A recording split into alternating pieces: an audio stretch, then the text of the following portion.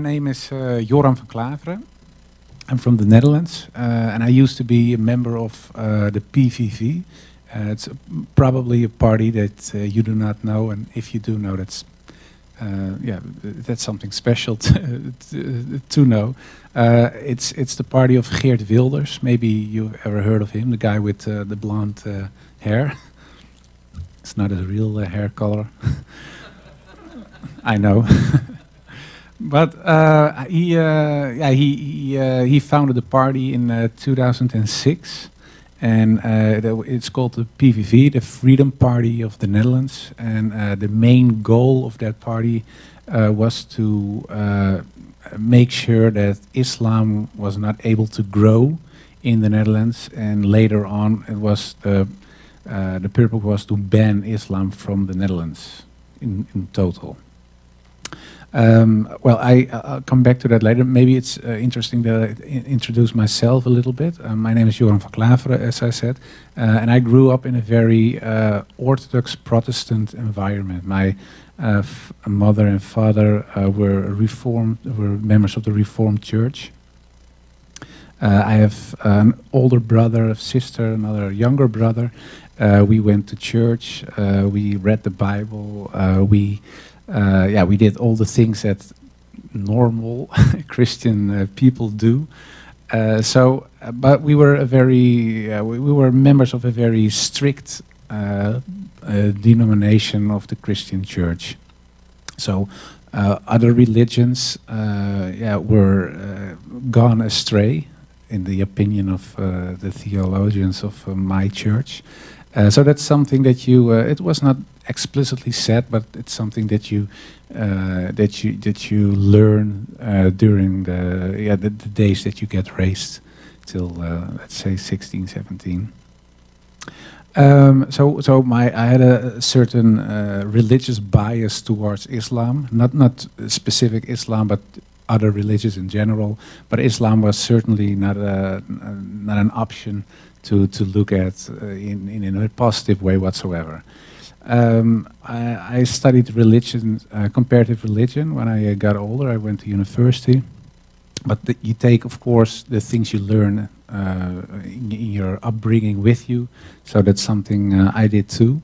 I became politically active after 9/11, because September 11, 2001 was the first day of my study of comparative religion. So it was a strange kickoff. After that, we had a murder in the Netherlands. Maybe you've heard of it, Theo van Gogh. He was murdered by a jihadist. A lady who is active in the United States as well, who's from the Netherlands, Ayaan Hirsi Ali. She was in Parliament when I was an assistant of a politician back then. So the whole sphere in a political sense and in a social sense was very anti-Islam. Of course, you had the terrorist attacks in London, Madrid, etc., etc. So there was a certain, time that the view that people had when it came to Islam became a negative and more negative, more negative. And I think that another thing that's very important that played a role in the way I developed myself is the fact that in Europe there is a historical bias towards Islam because of the historical clashes, and we have crusades from the Christian church towards the Islamic world. There are attacks from Ottoman Empire, for example, on the Christian part of the world. So there have been clashes for hundreds of years, one side, the other side, and the other way around. And the combination of those things, the start of my comparative religion study at September 11, 2001, the fact that Theo van Gogh was murdered, my upbringing, and I think the historical bias of Europe when it comes to Islam, the combination of those things made me want to become politically active, and I was searching for a party who was most anti-Islam. Well, I found that party. There was Geert Wilders from the PVV, and I did everything I could, when I became a member of parliament. It was in 2009, 2010. So that's way back, and yeah, the last I think 7-8 years of the 7-8 years after that, I did everything that I could to stop Islam from growing. I tried to get legislation to ban Islamic schools in the Netherlands, to ban all mosques, to prohibit reading the Quran. So, and in one time we made legislation, or we tried to make legislation to ban Islam in general from the Netherlands, of course, and alhamdulillah, it didn't work. But that was something that we tried, and I left Islam. Sorry, I left the political party, the PVV, in 2014, 2015. And that was because it was an anti-Islam party. But in 2014, 2015, Geert Wilders was active at a rally, a right-wing rally, and he asked the people, do you want more or less Moroccans? And the whole crowd shouted less, less, less. And then he said, okay, I'll make that happen. And that was, for me, was a point that I thought, okay, I'm still anti-Islam, but this has nothing to do with anti-Islam anymore. This anti-Moroccans. So I asked him to take his words back or change it or do whatever to play it down a little bit. He said, no, why should I? So then I left. And in 2017, I stopped politics in general. I do something else now. I work for the radio and teach and other things. No politics anymore. But there was one long-held desire that I had, was writing an anti-Islam book, because I was still anti-Islam, only not active in the politics anymore. And I was, I thought it would be very.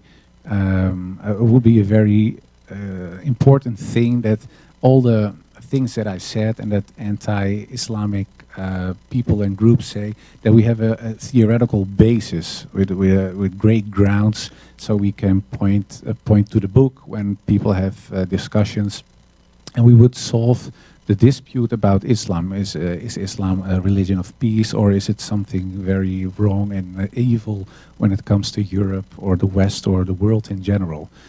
So I started writing the book, but I always had, as a Christian guy, my doubts on certain dogmas of the Christian Church, for example, the Trinity, the crucifixion of Christ, and I thought there were. Those were points when it comes to the Christian dogmas that are difficult to understand. So, but I was writing the book. But those, I tell you this because it comes back later in my story. I tried to write the book, and what I did was all the objections that I had, and those were, for example, Islam promotes terror. That's something that I thought. Islam is anti-women, Islam is anti-Jewish, Islam is anti-democracy. Well, all the prejudices and all the stereotypes when it comes to Islam, I had. And what I did was starting to read and reread the articles and the books that I already read. But at some point I came across information that was at odds with the things that I was used to read and what I learned in the past. So I started writing letters to several ministers, to imams, and to scholars. And one of those scholars was Abdul Hakim Murad. He's a professor from University of Cambridge. But I didn't know that. I just followed a line and thought, oh, well, he's a scholar, so I write. And I didn't know if people would write back, because I put a little link from Wikipedia, and my own page is in English as well. So I thought, okay, I give them at least the information so they know who they are talking or writing with.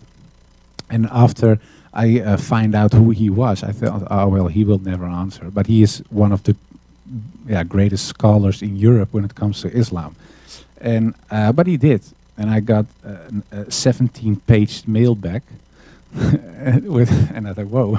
So I started reading and reading and reading, and he asked me at the end, how is it possible? Because you studied comparative religion at Free University, where Abdul Hakim Murad also taught in the past. So he asked me, what happened? And what titles did you read, and what's the information you got? So I gave him a list with titles. He said, okay, I know where you're coming from, I understand. And I explained that when I was younger and I was at university, the points that I mentioned earlier when it comes to the historical bias and the upbringing, etc.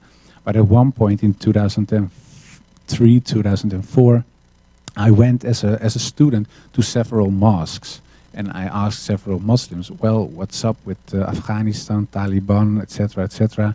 And there was one guy who told me, well, that's what Islam wants. And he was a Muslim. And he said to me, yeah, well, I don't like it either, but that's what God wants, so we have to do that, point. And then I thought, whoa, you're even more crazier than I thought. And that hardened my views when it came to Islam.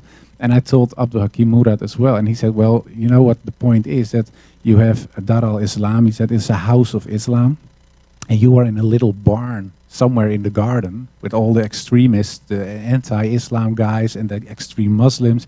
And so what you have to do is get out of the barn, walk into the garden, look at the house, go into the house, and then we talk again. You can ask questions again.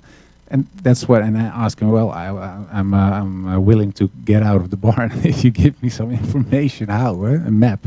So he gave me some information. I started reading and reading, and in the end, I thought, okay, Islam, the teachings of Islam, I thought, okay, that it looks very much like Christianity, yeah? Be polite, of course, believing in God, believing in the prophets, etc. But in the end, the big difference, of course, is whether the question whether Muhammad is a prophet or not. So I thought, okay, maybe Islam, the teachings of Islam are okay, but Muhammad is still, as I learned, an antichrist, or he is a crook, or all the bad things you can imagine. That was still the view that I held when it came to Prophet Muhammad. What I did was comparing him not to Jesus, because a lot of people always say you have to compare him with Jesus, but I found that illogical, because Jesus had another mission. Even when I was still not a Muslim, I thought, well, it's more fair to compare him to Moses, because I thought, well, in the Christian church I was brought up, they called Moses the lawgiver, and I thought, well, Prophet Muhammad brought a law as well, the Sharia. So I thought, well, we have two guys who say they bring a law, so it's more fair that I compare those two with each other. And I thought, well, one of my objections was Muhammad used violence. And then, yeah, I read, of course, Moses used violence as well, and especially the guy who followed Moses when Moses died. Joshua is a prophet as well in the Old Testament. He used a lot of violence. And when I compared the teachings when it came to war between the Bible and the Quran, I found out that what the Quran, for example, says, you cannot kill women, children, now all the things you probably know. But in the Bible, there are passages that say the opposite. They say you have to kill women, kill them all. And of course, let's be happy that's not what the most Christian churches teach. But there are passages in the Old Testament that say that you have to wipe out everything, even the grass. So everything has to be erased. So I thought, okay, when it comes to violence, I can no longer say that Muhammad, because he fought a war, and it was a defensive war, that he is no prophet if I accept Moses and Joshua, for example. So, okay. And then I went to another point and another one, and all the points that my objections against Muhammad, when I compared it to other prophets, I had no grounds anymore. So in the end, I thought, well, maybe they are all no prophets, or Muhammad is a prophet as well. And that was a point for me that yeah, I had to look into my heart to see, I still believe in God. Well, if you believe in God, why do you believe God? There is a revelation. If I believe in a revelation, that the revelation is brought by someone or someone's, that's not an English word, but by people. And those people we call prophets. So I thought, okay, then Muhammad is a prophet.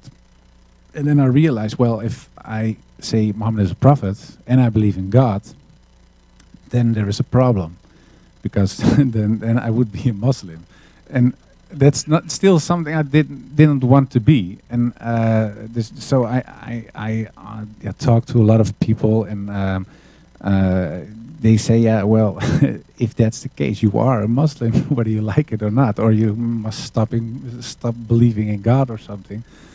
But I couldn't, and then I thought, okay, I just park it and I don't do anything with it, and I'll leave it for what it is. But yeah, if you are a believing person, whether you're not a Christian or a Buddhist or a Muslim, you want to do something with the things you believe in, especially when it's the core or the cornerstone of your life. And it was still so. I believed in God, and I thought, yeah, I want to abide the laws of God. I want to do something that is good.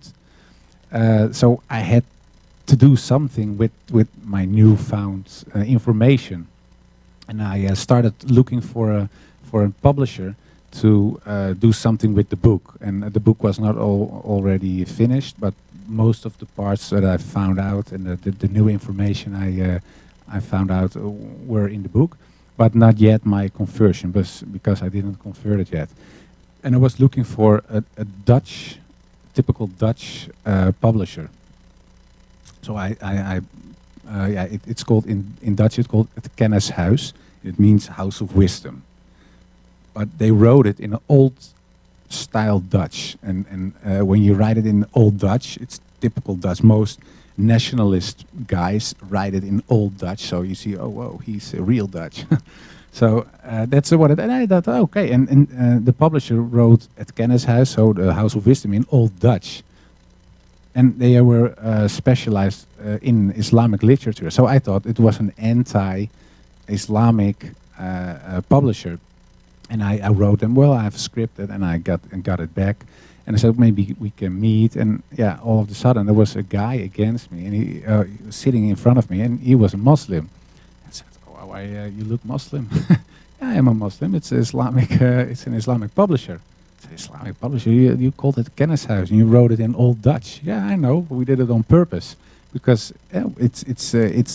we're in that way we try to reach out for people who think that Islam is not compatible with the West or with Holland in this case.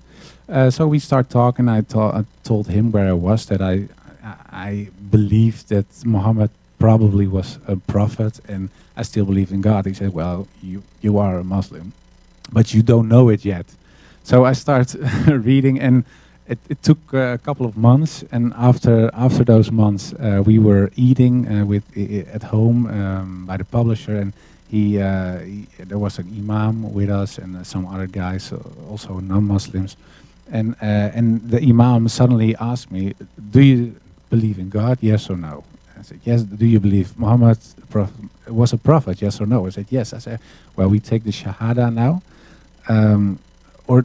or is it something you do not want to do?" And then I said, "Yeah, I think deep in my heart I want to do it, but I cannot do it because, of course, because of your family, and yeah, because I was a right-wing nationalist. I cannot become a Muslim. That's ridiculous." But I did, and it made me very happy, and I still am very happy today. Unfortunately, a lot of people in my family, of course, are a little less happy when I did it. And some Muslims ask me, "Well, aren't you mad at your family, or why aren't you disappointed?" But I'm not, because especially my mother, she was very sad, and she said, "It's not because I'm sad because you became a Muslim." She said, I would also be sad when you became a Buddhist, because she thinks Christianity is the truth, so she was worried for my soul. so I couldn't be. In the first place, it's hard to be mad at your mother, but especially when somebody is mad or sad out of love. So that's something that I always try to remember. But there are a lot of yeah, of course, the old supporters of the political party I was active in. Yeah, who are not so happy. The usual debt threats and stuff like that. But that's not something that holds you back, because yeah, it made me very happy. And the doubts I had, is that what I told about Christianity, the doubts I had when it comes to the Trinity of God and the crucifixion, the fact in Christianity people believe that God had to sacrifice Jesus Christ so he could forgive the world. But at the same time, in the Bible, it says that God is almighty and does what he wants to do.